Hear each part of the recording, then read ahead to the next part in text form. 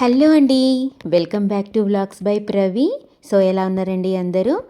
ఈ వ్లాగ్ వచ్చేసి ఒక సింపుల్ మినీ వ్లాగ్ అనమాట. సో అంటే నెక్స్ట్ డే ప్రిపరేషన్స్ కోసం నేను ముందు రోజు రాత్రే అన్నీ కూడా ఇలా చక్కగా అరేంజ్మెంట్ చేసుకుంటున్నానండి.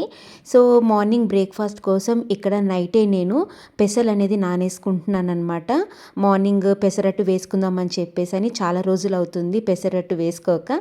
అందుకని తినాలనిపించి పెసరట్టు అయితే కనుక ఇలా ఒక 2-3 టైమ్స్ అయితే కనుక వాష్ చేసుకొని సోక్ చేసేసుకుంటున్నానండి. అండ్ ఇక్కడ మీలో ఎంతమంది మీరు నెక్స్ట్ డే రోజుకి ప్రిపరేషన్స్ అనేది ఎలా చేస్తారు అనేది నా కామెంట్ బాక్స్లో అయితే కనుక తెలియజేయండి.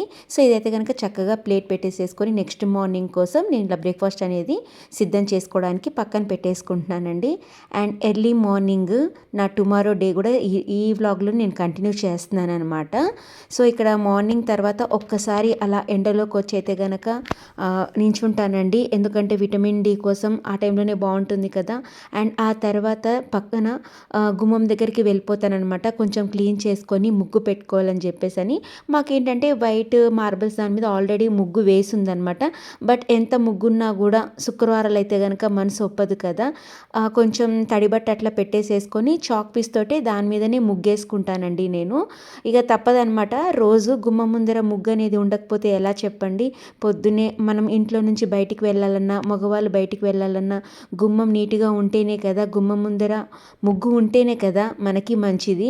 అయితే ఇక్కడ చాక్ పీస్ తోటి నేను వేస్తున్నాను అనమాట. సో అది మొత్తం డ్రై అయిపోయిన తర్వాతే కనిపిస్తుంది. తడి మీద అయితే కనుక అస్సలు కనిపించదు. ఏదో శుక్రవారం కాబట్టి అలా చక్కగా ఏదో పద్మం ముగ్గు అయితే కనుక వేస్తున్నానండి.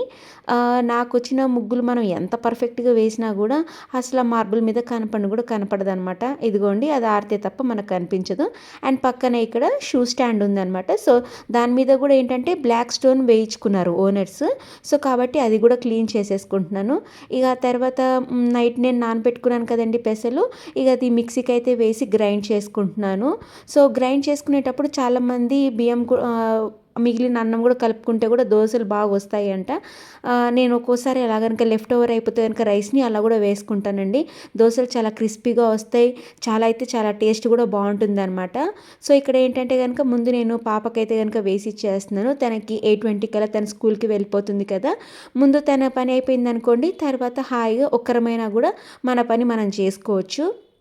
ఇక్కడ ప్లేట్లో తనకి పల్లీల చట్నీ అయితే కనుక చేశాను నేను.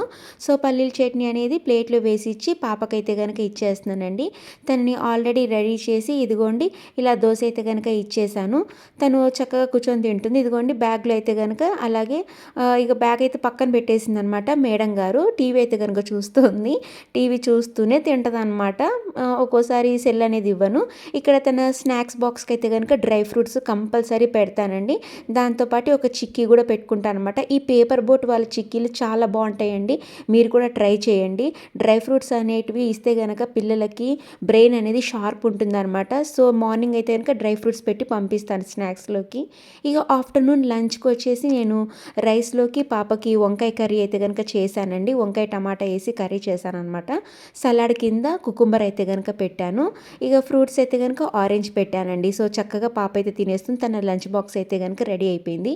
ఈ మినీ వ్లాగ్ మీకు ఎలా ఉందో నచ్చినట్టయితే కనుక వీడియోని లైక్ చేయండి, కామెంట్ చేయండి. బాయ్ అండి.